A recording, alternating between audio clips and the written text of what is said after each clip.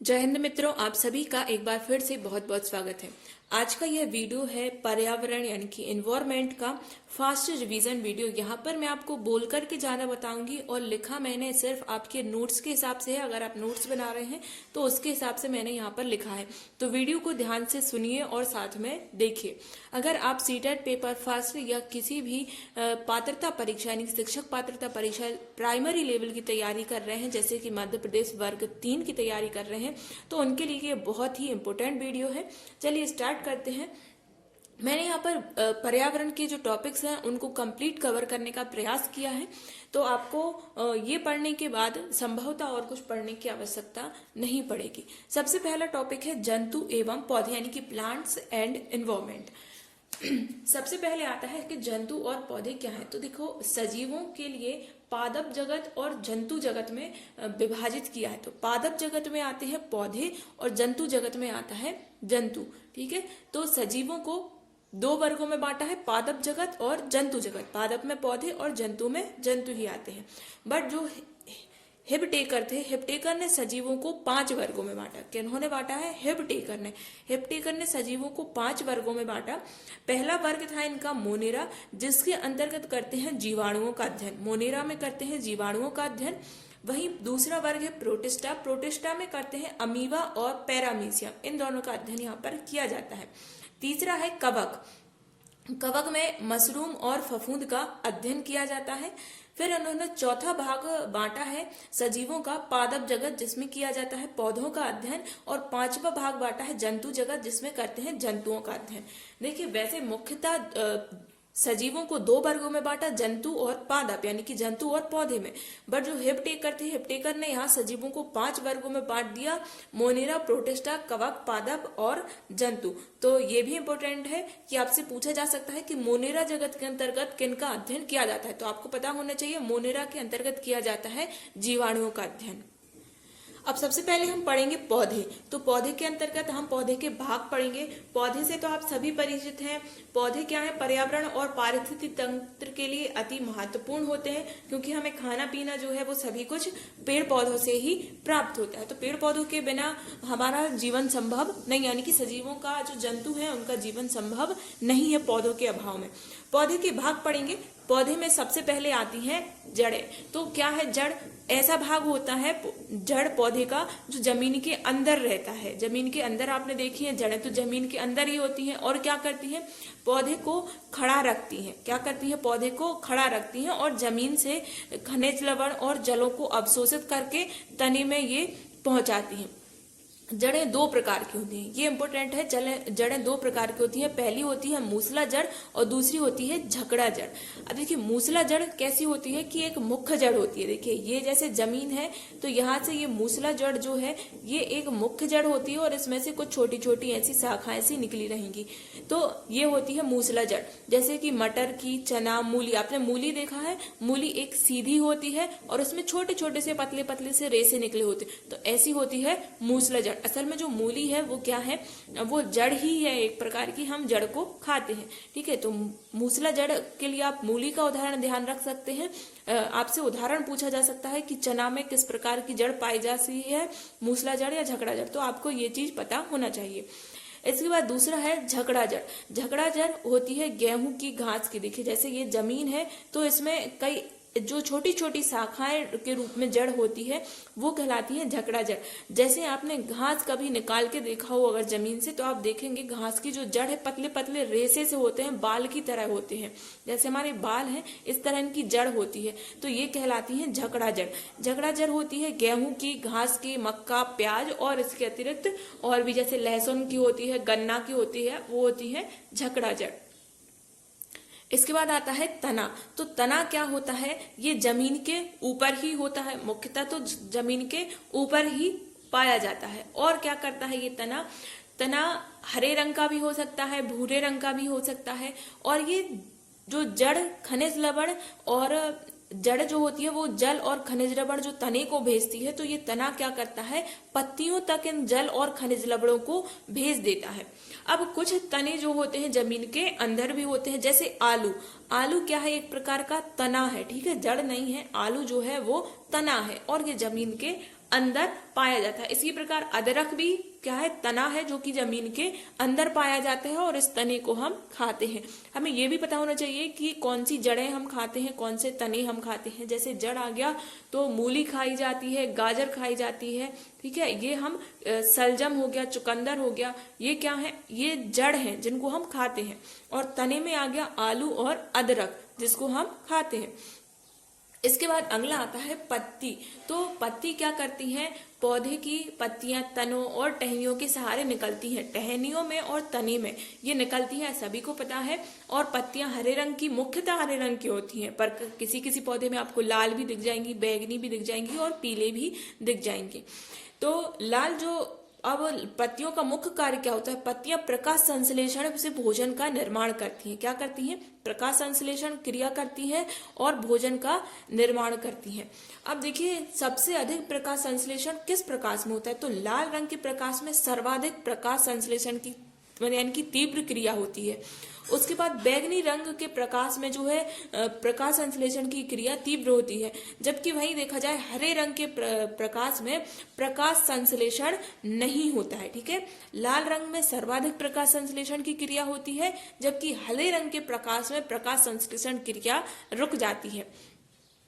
इसके बाद अगर देखा जाए कि नागफनी एक ऐसा पौधा है जिसका तना, नागफनी का तना प्रकाश संश्लेषण की क्रिया में भाग लेता है, क्योंकि नागफनी का जो तना है वो हरा रहता है और उसकी जो पत्तियां हैं वो कांटेदार हो जाती है। नागफनी आपने देखा होगा, नागफनी में जो कांटे हैं असल में वो उसकी पत्तियां होती हैं और जो हरा भाग हमें दिखाई देता है वो नागफनी का तना है।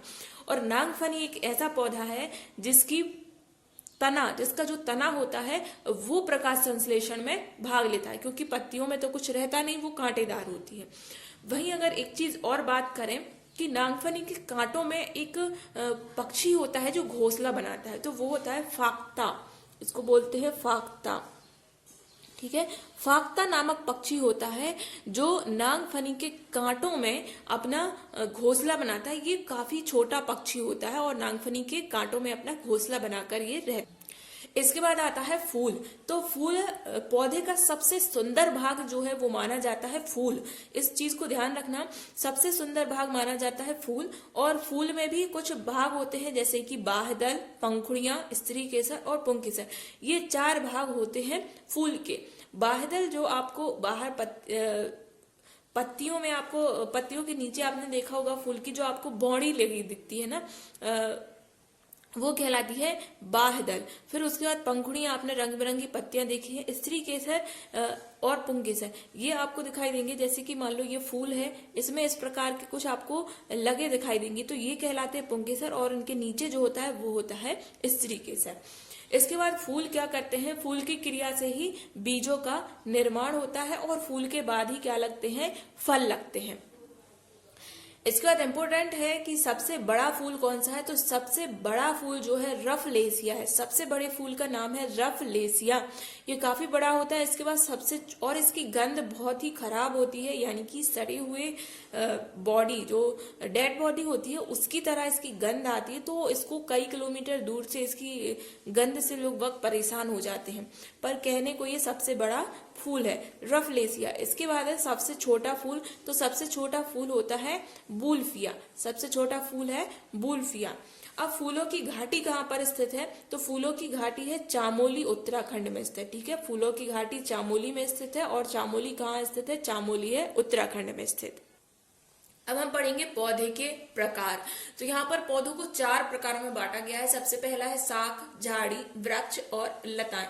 सबसे पहले जो शाख है वो क्या होते हैं, तो सुनिए ध्यान से, ये आकार में छोटे होते हैं, इनका तना हरे रंग का होता है, बहुत ही कोमल होते हैं और इसमें अत्यधिक टहनियां नहीं पाई जाती, इसमें टहनियां ज्यादा नहीं पाई जाती हैं, कोमल होते हैं और हरे होते हैं। उदाहरण देखिए, उस शाक का उदाहरण होता है धनिया, मेथी और पालक, ये आपने देखे हैं, ये आते हैं शाक के अंतर्गत। ये नाम आपको ध्यान रखना है। आपसे इस प्रकार प्रश्न पूछा जाता है, पालक निम्न में से किसका प्रकार है, शाक, झाड़ी, वृक्ष, लताएं, तो आपको उत्तर पता होना चाहिए कि ये शाक का उदाहरण है। दूसरा आता है झाड़ी। तो झाड़ी क्या होता है, ये शाक से आकार में बड़ा होता है और जो झाड़ी है इसका तना मोटा होता है और कठोर होता है। ठीक है, ज्यादा मोटा नहीं होता है, पर साग की अपेक्षा ये इसका झाड़ी का तना जो है मोटा होता है और इसमें कई सारी लताएं होती हैं जो इसके आधार से निकलती हैं। ठीक है, बहुत सारी लताएं रहती हैं जो इसके आधार से निकलती हैं। और झाड़ी का उदाहरण है गुलाब, गुड़हल, नींबू। यानी कि आपने गुलाब का पौधा देखा होगा, जो गुलाब का पौधा होता है वो किसके अंतर्गत आता है, वो आता है झाड़ी के अंतर्गत। लेकिन इनमें से आपने अधिकतर पौधे देखे हैं तो आपको समझ में आ जाएगा कि झाड़ी साग की क्या विशेषताएं होती हैं, झाड़ी की क्या विशेषताएं होती हैं। जैसे आपने गुलाब का पौधा देखा तो उसमें आप देख रहे हैं कि पतली पतली इसकी टहनियां होती हैं, एकदम मोटी नहीं होती हैं। और साग की अपेक्षा जैसे धनिया की आपने टहनियां देखी कितनी नाजुक होती हैं, हरे रंग की होती हैं और कितनी नाजुक होती हैं, बहुत सारे लगे होते हैं। ठीक है, एकदम सीधे ये खड़े नहीं हो पाते हैं और ज्यादा ऊंचाई की भी नहीं होती है। वहीं झाड़ी लगभग एवरेज ऊंचाई की रहती है और बहुत सारी जैसे आपने गुलाब की देखी होगी। ठीक है, तो ये आ जाएगी झाड़ी के अंतर्गत। इसके बाद आते हैं वृक्ष। तो वृक्ष क्या होते हैं, बहुत बड़े होते हैं, विशाल होते हैं। इनका जो तना है वो काफी कठोर होता है, मोटा होता है और इनका रंग जो है भूरा होता है। और इनके तने से बहुत सारी शाखाएं निकलती हैं और चारों ओर फैल जाती हैं। जैसे आपने आम का आम का पेड़ देखा है, नीम, जामुन, बरगद, पीपल, ये सब किसके अंतर्गत आएंगे, बड़े बड़े जो पेड़ हैं वो आ जाएंगे वृक्ष के अंतर्गत। इसके बाद आता है चौथा प्रकार, इसमें आती है लताएं। तो लताएं दो प्रकार की है, पहली है विसर्पी लता और दूसरी है आरोही लता। अब विसर्जी लता क्या होती है, विसर्जी को आप विसर्पी भी बोलता है कोई कोई, पर सही नाम विसर्जी है। तो विसर्जी लताएं क्या होती हैं, जमीन के बहुत बड़े भूभाग पर ये फैली होती हैं। ठीक है, जमीन ही में ये पूरे में फैल जाती हैं, चढ़ती नहीं है। और आरोही लताएं क्या है, ऊपर चढ़ती हैं। जैसे विसर्जी लता, आपने पुदीना देखा होगा, पुदीना पूरे में फैल जाता है जमीन में, बहुत सारा खीरा, और इसी में आ जाएगा तरबूज, खरबूज। ये क्या होते हैं, ये जमीन के बहुत बड़े भूभाग में फैल जाते हैं। और जो आरोही लताएं होती हैं जैसे कि मटर, मनी प्लांट तो बहुत से लोगों के घर में लगा हुआ होगा। तो मनी प्लांट क्या होता है, ये ऊपर आपस को चढ़ाते हैं, सहारा देके ये ऊपर चढ़ाते हैं। ये लताएं किसी ढांचे की सहायता से सीधी खड़ी होती हैं और ऊपर चढ़ती जाती हैं और किसी वृक्ष में भी चारों तरफ लिपट जाती हैं, जैसे कि मटर, मनी प्लांट, अमरवेल भी जो है वो आरोही लता का उदाहरण है। वहीं विसर्जी लता में आता है खीरा, पुदीना, खरबूज, तरबूज, ये सभी किसके अंदर आ जाएंगे, विसर्जी लता के। पौधों को और भी कई भागों में बांटा गया है, जैसे कि आप क्षेत्र के आधार पर भी पौधों का वर्गीकरण किया गया है। तो क्षेत्रीय आधार पर भी पौधों को 4 भागों में बांटा गया है, जलोद्भिद, लवणोद्भिद, समोद्भिद और मरोद्भिद। ये प्रकार भी आपसे पूछे जा सकते हैं। अब सबसे पहले आता है जलोद्भिद। जैसा कि नाम से ही स्पष्ट हो रहा है कि ये पानी में पाया जाता है। ठीक है, जो जलोद्भिद होते हैं ये पानी में पाए जाते हैं। इनमें जो जड़ है वो कम विकसित होती है, पत्तियां पतली और सक्रिय होती हैं और इनके ऊपर क्या होती है, मोम की परत चढ़ी होती है। जलोद्भिद पौधे पानी में रहते हैं, पत्तियों पर मोम की परत जैसी चढ़ी होती है। जलोद्भिद पौधे का उदाहरण है कमल और हाइड्रिला। ठीक है, कमल और हाइड्रिला जलोद्भिद पौधे का उदाहरण है। इसके बाद आते हैं लवणोद्भिद। तो लवणोद्भिद जो पौधे होते हैं ये कहाँ पाए जाते हैं, ये पाए जाते हैं दलदली क्षेत्रों में ये पाए जाते हैं। इन पौधों की जो जड़ें हैं ये जमीन से ऊपर निकली होती हैं। ठीक है, दलदली इलाकों में पाए जाते हैं और इनकी जो जड़ें हैं ये मुख्य है कि इनकी जड़ें जमीन से ऊपर निकली हुई होती हैं। इसका उदाहरण है साल्ट मार्श। ये इम्पोर्टेंट ही आपसे पूछा जा सकता है कि साल्ट मार्श किस प्रकार का पौधा है, जलोद्भिद, लवणोद्भिद, शब्दोद्भिद या मरोद्भिद। तो आपको बताना है कि ये लवणोद्भिद पौधा है। इसके बाद तीसरा प्रकार आता है समोद्भिद। अब देखिए समोद्भिद सुन के लग रहा है कि समुद्र में पाया जाता होगा, पर नहीं। समोद्भिद जो पौधा है ये हम जो खेती वाले पौधे देखते हैं जिनकी खेती की जाती है वो सब आते हैं समोद्भिद, जैसे कि मटर, टमाटर, गेहूं, धान, मक्का, ये सभी क्या होते हैं, समोद्भिद। ये खेती वाली जमीन पे पाए जाते हैं और इनका जो तना है वो कठोर होता है और इनमें शाखाएं होती हैं तने में। इसके बाद आते हैं मरोद्भिद। मरोद्भिद जो मरुस्थल में पाए जाते हैं, जैसे कि नागफनी। चलिए अब हम आपको कुछ इम्पोर्टेंट पौधे बताते हैं, कुछ विशेष प्रकार के पौधे या वृक्ष। जैसे कि बरगद तो आपने सुना ही होगा कि ये काफी फैला हुआ वृक्ष है, बड़ा वृक्ष होता है बरगद। ठीक है, बरगद जिसकी पूजा भी की जाती है। हिंदू मान्यताओं में बरगद की को काफी पूजनीय वृक्ष माना गया है और काफी लंबे समय तक जो है ये चलता है।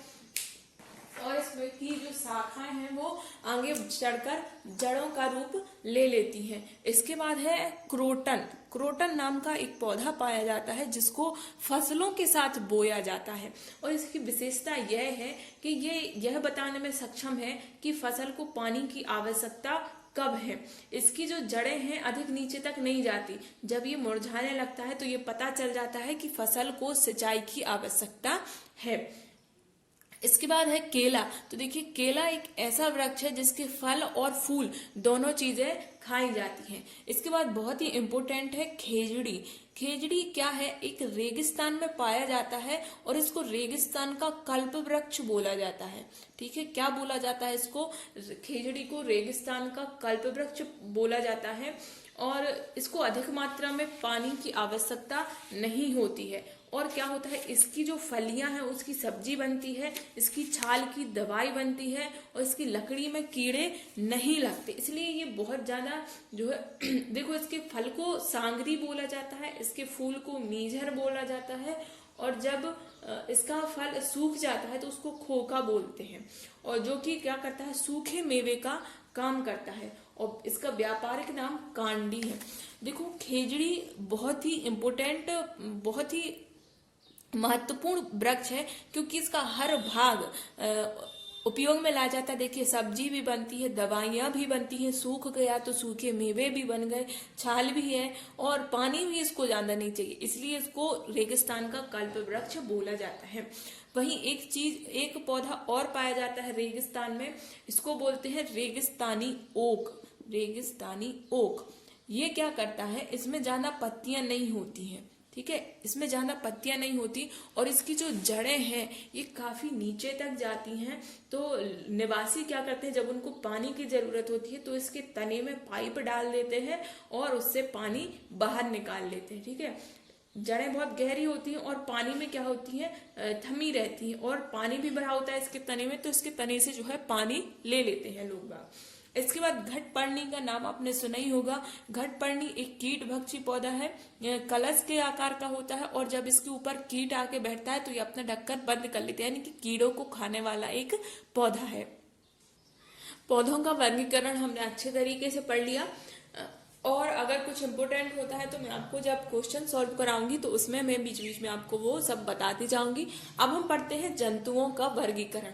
देखिए, जंतुओं को कई वर्गों में बांटा गया है। सबसे पहले जंतुओं को शारीरिक संरचना के आधार पर 2 वर्गों में बांटा है।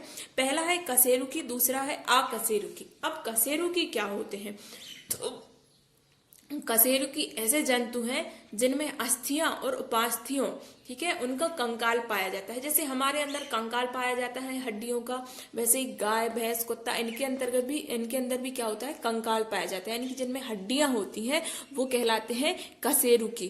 फिर दूसरा आता है अकशेरुकी। नाम से ये स्पष्ट हो रहा है, जिनमें हड्डियां नहीं होती हैं वो होते हैं अकशेरुकी। अकशेरुकी में आता है केचुआ, केकड़ा, दीमक, बिच्छू, ये सब किसके अंतर्गत आते हैं, ये आते हैं अकशेरुकी के अंतर्गत, जिनमें हड्डियां नहीं पाई जाती हैं।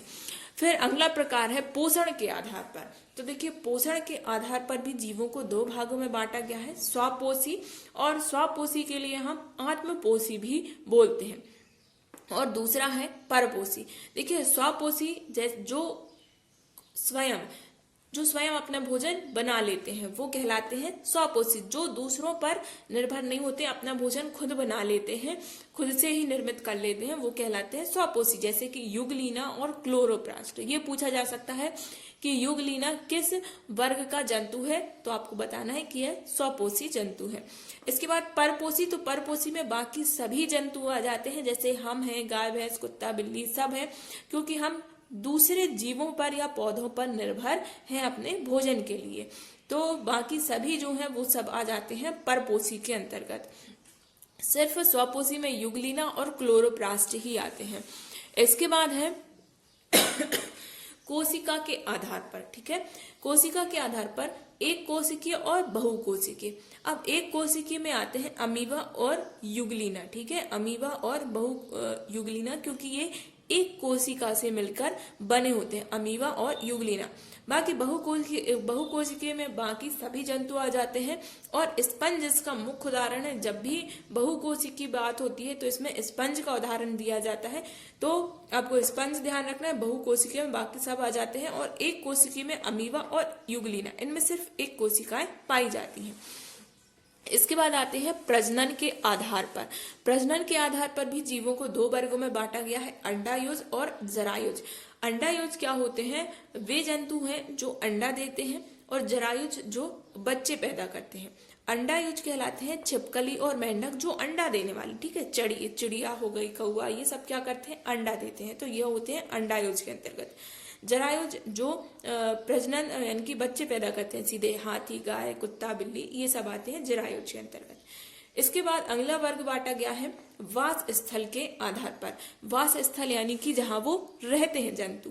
पहला आता है स्थलीय। स्थल यानी कि जो स्थल में रहते हैं, जमीन में रहते हैं जो जंतु, वो आते हैं स्थलीय के अंतर्गत। जैसे छिपकली, मनुष्य, चूहा, बंदर, बिल्ली, ये सब आते हैं स्थलीय में। फिर आता है जलीय। तो जलीय में जो जल में रहते हैं, मछली, स्पंज और मगर, ठीक है। मगर क्या है? स्थलीय में भी आ जाता है और जलीय में भी आ जाता है, क्योंकि वो दोनों स्थान पे रहता है। इसके बाद है मरुस्थलीय। तो मरुस्थलीय यानी कि जो रेगिस्तान में पाए जाते हैं, जहां पानी की कमी होती है, ऐसे स्थानों पर पाए जाते हैं। जैसे ऊंट और विषैली छिपकली, ये आते हैं मरुस्थलीय के अंतर्गत।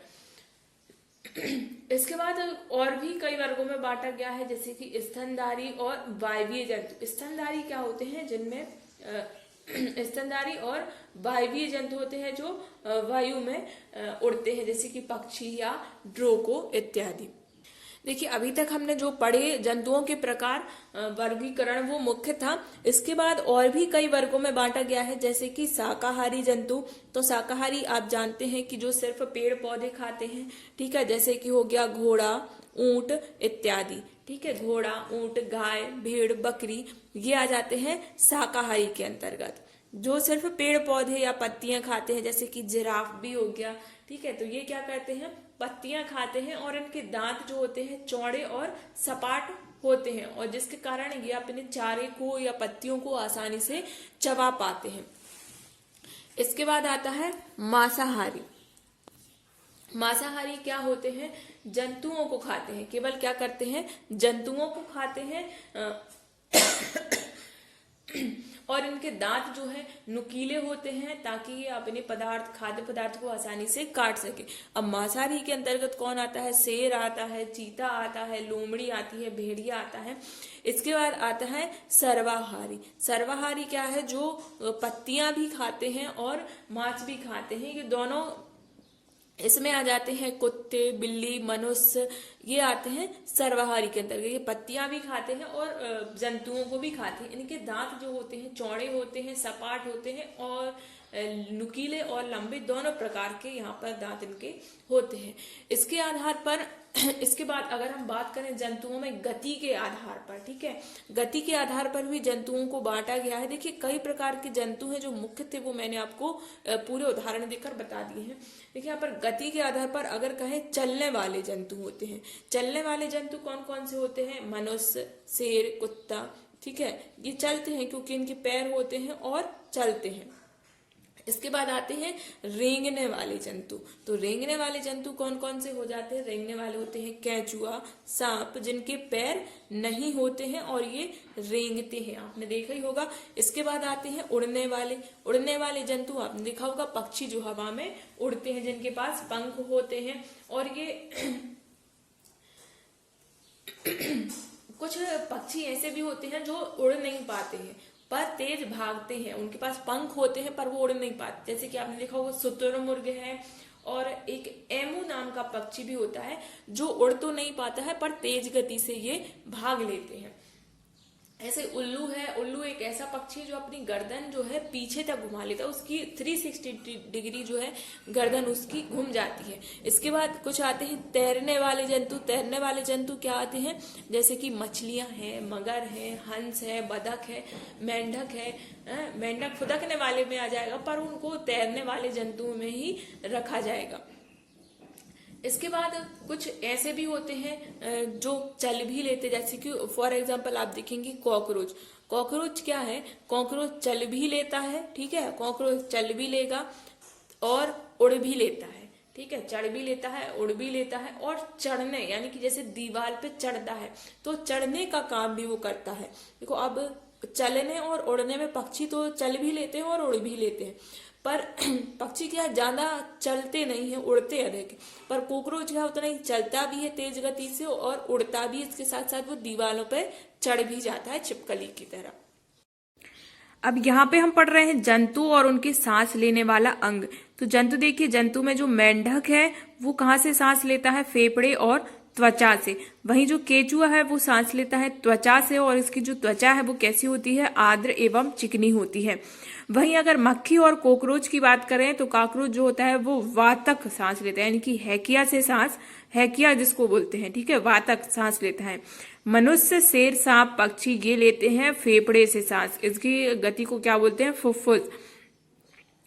इसके बाद ऑक्टोपस और मछली ये गिल यानी कि गिल्स से ये सांस लेते हैं, और उनके सांस लेने वाला की क्रिया को क्लोम बोला जाता है।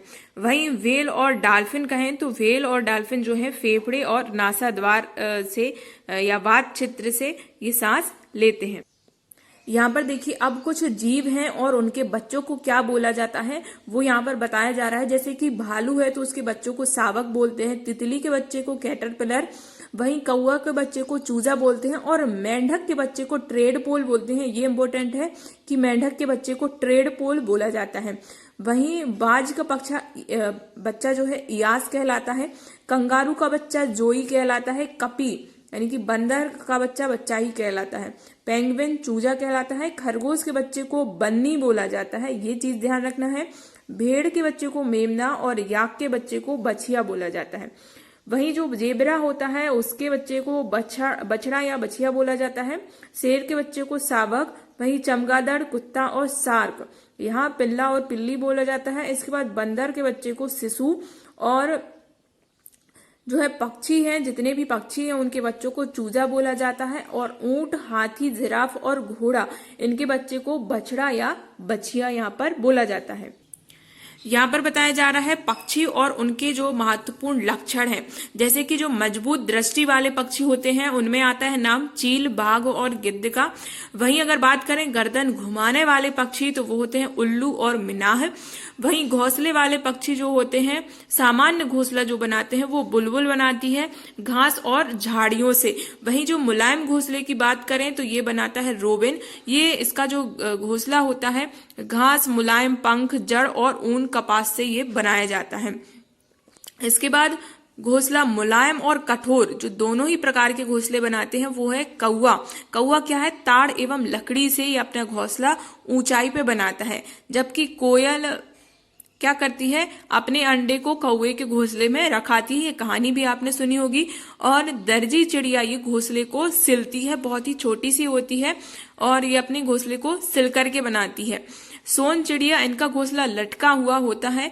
कठफोड़वा ये अपनी चोंच से लकड़ी को खोद करके घोंसला बनाते हैं। वहीं सहजीवी जो संबंध कहा जाए तो भैंस एवं बगुला ये क्या करते हैं, प्रायः बगुला जो रहता है वो भैंस की पीठ पे आपने बैठा हुआ देखा होगा और उसके कीटों को ये खाता है। तो एक जीव जो दूसरे जीव को सहायता भी प्रदान कर रहा है और अपना भी फायदा ले रहा है। ठीक है, कहने को हम तुम पे एहसानदारी कर रहे जबकि अपना फायदा ले रहा है, तो ये कहलाता है सहजीवी संबंध।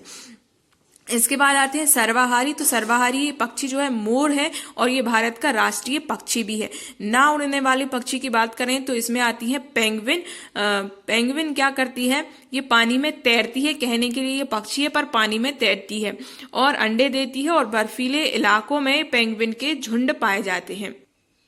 यहाँ पर जंतु बताए गए हैं और उनसे क्या क्या लाभ हैं हमारे लिए ये बताए गए हैं। सबसे पहले मधुमक्खी। तो मधुमक्खी से शहद और मोम प्राप्त की जाती है। वहीं रेशम कीट से रेशम प्राप्त किया जाता है। लाख के कीट से लाख प्राप्त की जाती है। गाय, भैंस, बकरी, मुर्गी और बतख से दूध, मांस और अंडा प्राप्त होता है। वहीं आप और चीजें भी पढ़ सकते हैं। खच्चर घोड़े का यातायात में, भार ढोने में करते हैं। चील, कौवा, गिद्ध, लोमड़ी, कुत्ता ये क्या करते हैं, सफाई करते हैं। ठीक है, ऐसा ही नहीं घूम रहे होते हैं, वो सफाई करते हैं। मछली, सुअर, सार्क, ये क्या करते हैं, इनसे हमें दवा प्राप्त होती है। वहीं किसान का मित्र कहा गया है केचुए को। ये इंपॉर्टेंट है कि किसान का मित्र केचुआ कहा गया है, क्योंकि ये क्या करता है, मिट्टी को खोखला बना देता है और मिट्टी में जो है हवा आसानी से जा पाती है और फसल को इससे फायदा होता है। इस कारण केचुआ को किसान का मित्र कहा गया है।